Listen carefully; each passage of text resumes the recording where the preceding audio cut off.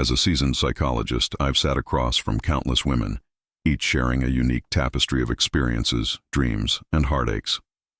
Yet, beneath the surface of their narratives, there often lies a common thread, a secret world of desires and fears they rarely, if ever, voice aloud. Not to their partners, sometimes not even to their closest confidants. These are the unspoken truths of female desire, complex and deeply rooted in our biology, personal histories, and the subtle yet powerful currents of societal expectations.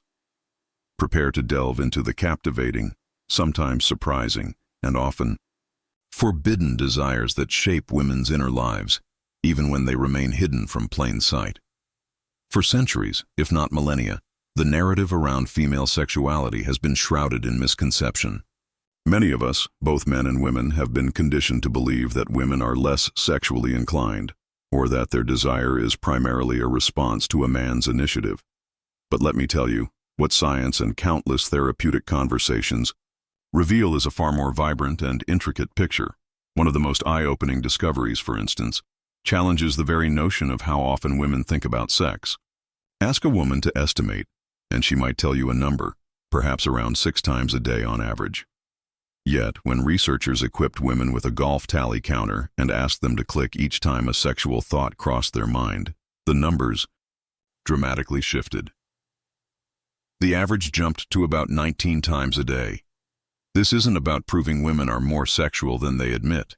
It's about revealing that many of our sexual thoughts and desires operate beneath the conscious radar, a bustling metropolis of urges and fantasies just below the surface of our everyday awareness.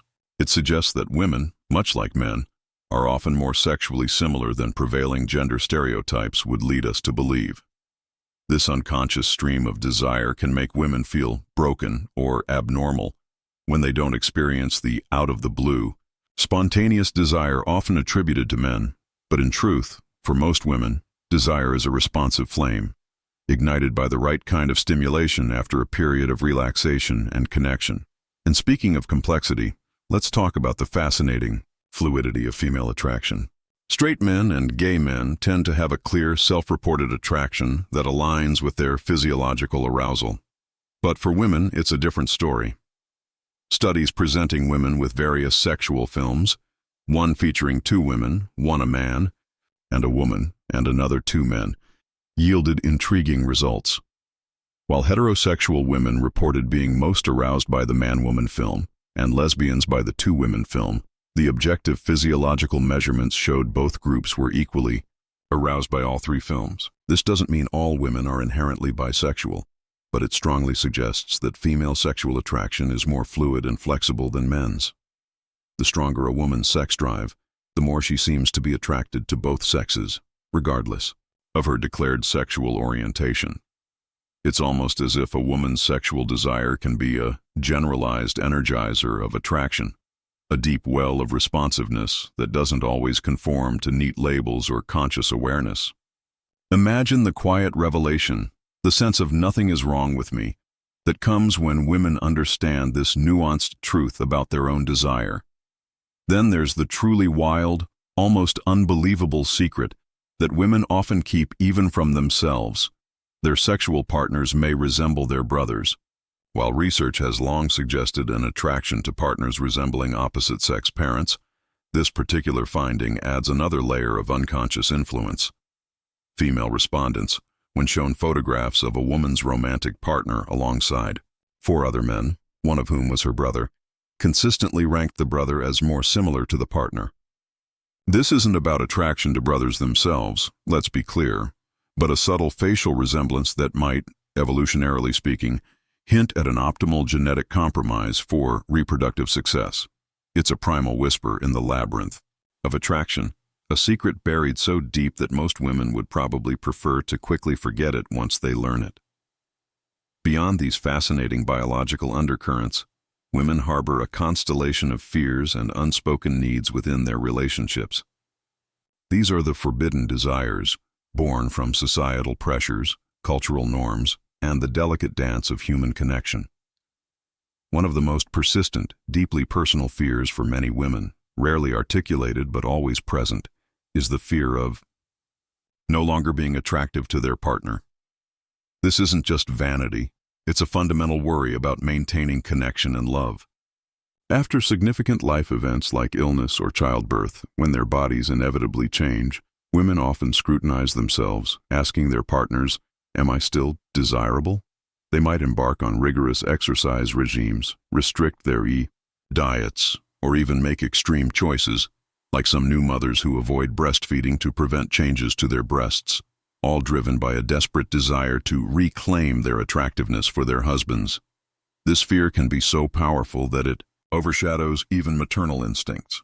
As a husband, recognizing this unspoken anxiety and offering genuine, timely reassurance, "You're beautiful, especially after everything you've done," can be profoundly healing.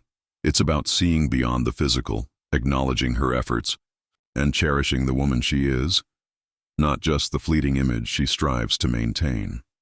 This resonates deeply with the broader societal expectation for women to conform to certain beauty standards, which can severely impact their self-esteem and psychological health. When women perceive a gap between these ideals and their own reality, it leads to diminished self-worth and constant pressure. Another silent torment for women is the fear of being constantly compared to their partner's past loves. Before marriage, most individuals have had previous relationships, some fleeting, some deeply profound. The woman who comes after often wonders, "Am I good enough? Am I as good as his ex? Does he compare me to her in his heart?"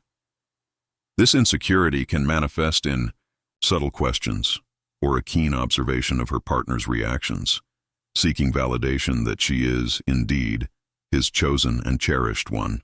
A wise partner will never belittle an ex, but rather reaffirm his current love, highlighting unique qualities he cherishes in his present partner, perhaps saying something like, "I chose you not to replace someone, but because of your kindness, your understanding, your unique spirit, and how you care for our children." This honest and direct affirmation can dismantle a wall of unspoken worry.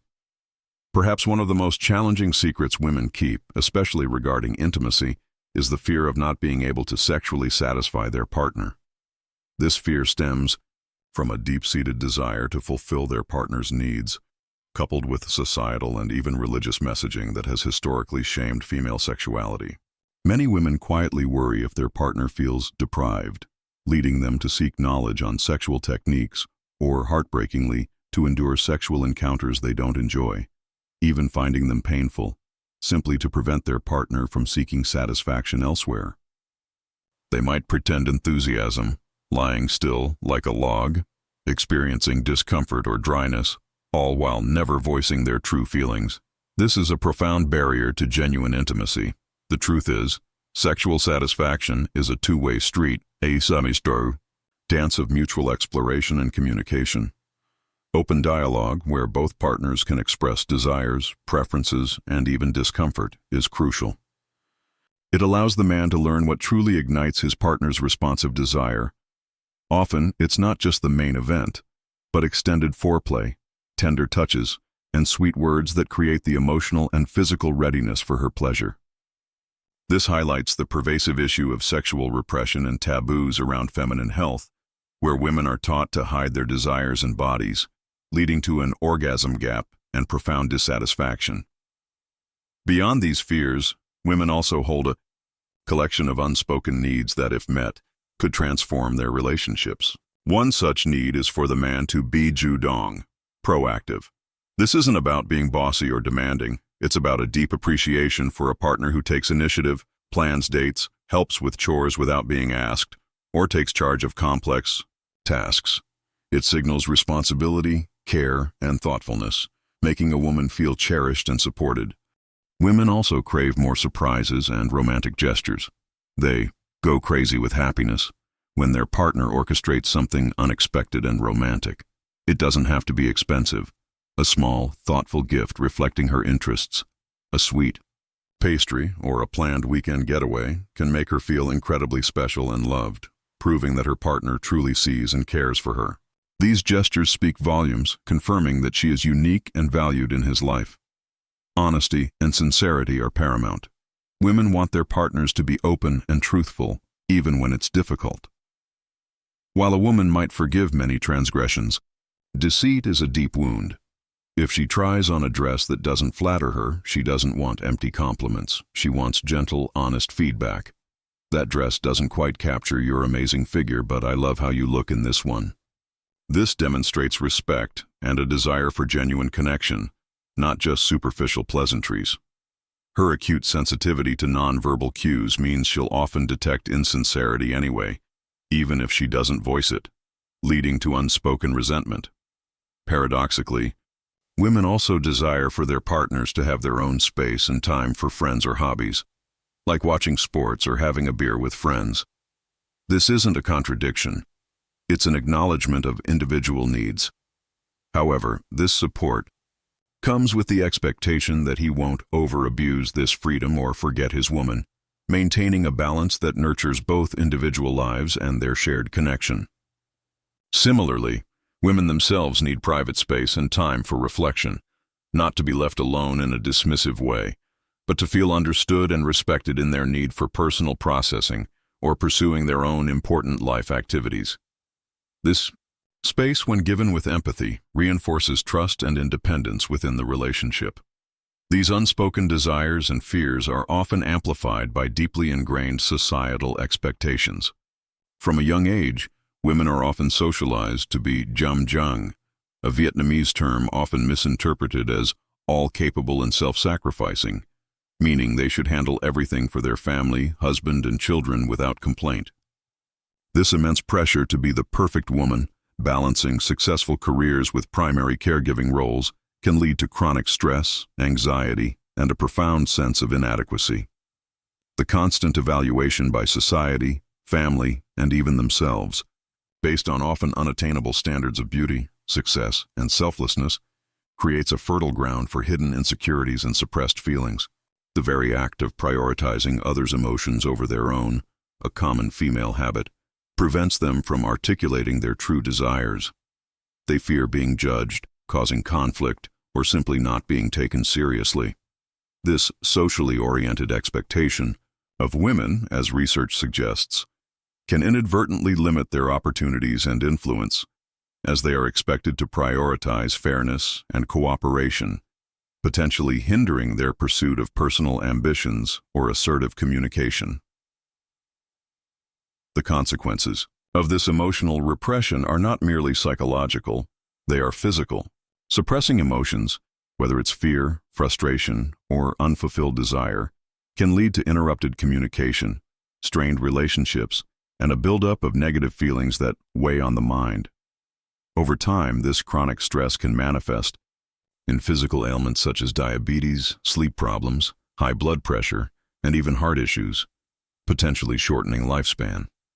When women deny their own experiences and suppress their feelings out of fear of how others might react, they ultimately deny a part of themselves. This is why it's crucial for women to learn to express their emotions authentically, even if it's challenging. So, how can we navigate this intricate landscape of hidden desires and fears? Open communication is paramount. Partners need to create a safe space for dialogue where both can speak honestly about their needs, including sexual ones, without fear of judgment or shame.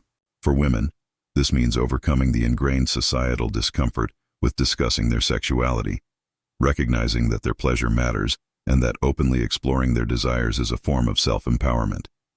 It also means men taking the initiative to ask, to listen, and to be patient, understanding that responsive desire needs time and tender cultivation.